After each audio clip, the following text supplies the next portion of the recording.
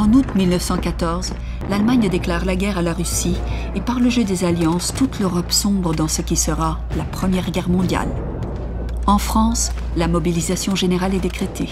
C'est le début de 4 années de guerre totale et de massacres qui vont dévaster une partie du territoire et décimer les populations de toutes les régions.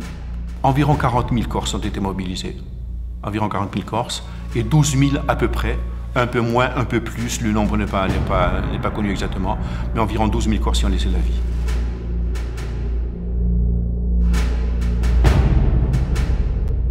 En septembre 1914, 3 bataillons corses quittent leur île natale.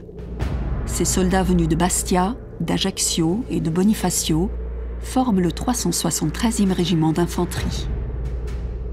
Ces hommes sont affectés dans les Vosges.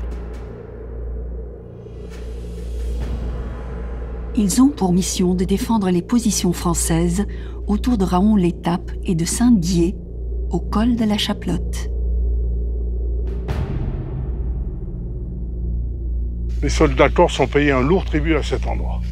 Sur un territoire qui est d'ailleurs très restreint, il faut voir, c'est-à-dire c'est une densité de morts et de blessés au kilomètre carré qui était énorme, énorme. C'était un véritable carnage.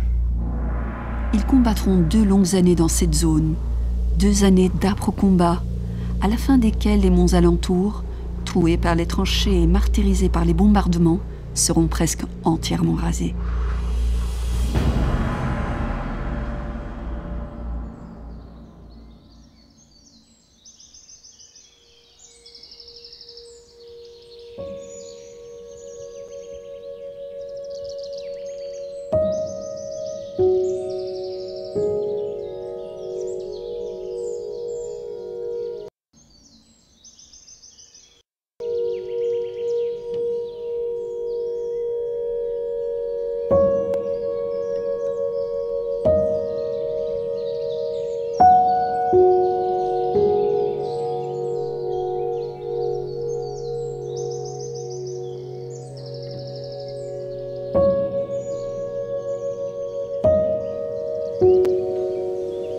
Cent ans plus tard, les flancs de la montagne se sont reboisés.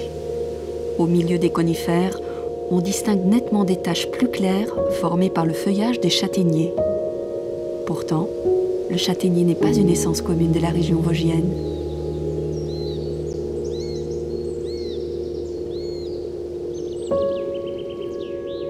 Les soldats corses recevaient de la part de la famille des marques de sympathie, des marques de solidarité, de générosité. Ils recevaient des colis de charcuterie, de châtaignes,